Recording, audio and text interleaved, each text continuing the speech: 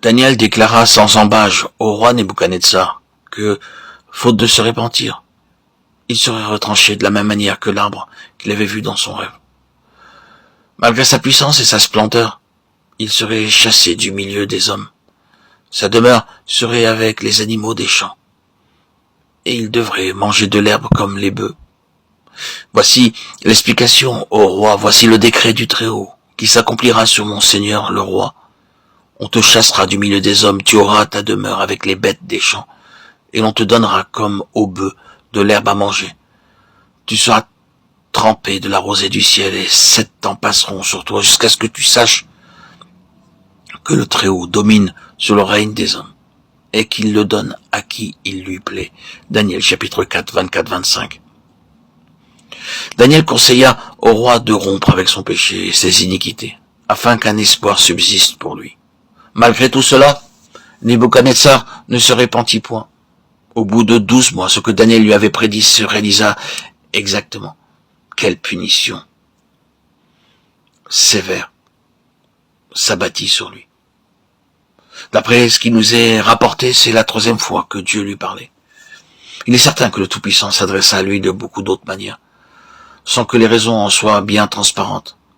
Il n'en tint pas compte. Au moment même, il déclarait « C'est le message de Dieu.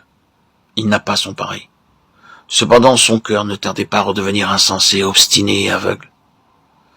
Cette 3e fois, Dieu attendit 12 mois. Comme le roi ne se soucia guère de l'avertissement, il ne resta plus au Tout-Puissant qu'à le chasser dans la jungle comme une bête. Ses ongles commencèrent à pousser.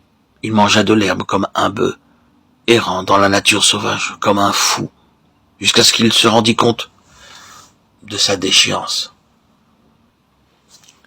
Il avait déclaré avec orgueil « Voyez, mon royaume, mes constructions et mes œuvres. » Mais il n'avait pas compris que devant Dieu, il était semblable à une bête dépourvue de toute intelligence.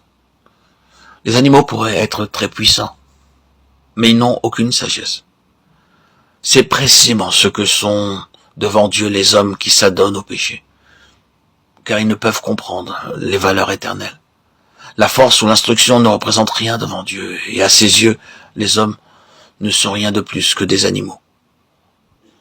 Lorsque le roi se mit à manger de l'herbe, sa véritable nature fut dévoilée. Il devint manifeste que cet homme n'éprouvait aucun attrait pour la nourriture céleste, que ses aspirations se tournaient vers des choses dont l'éclat est aussi éphémère que celui de l'herbe. Tant que vous garderez votre vieille nature pécheresse, vous aussi serez semblable à une bête. La volonté du Seigneur est que tous ceux qui sont nés de nouveau collaborent et prennent part à tout ce qu'il entreprend.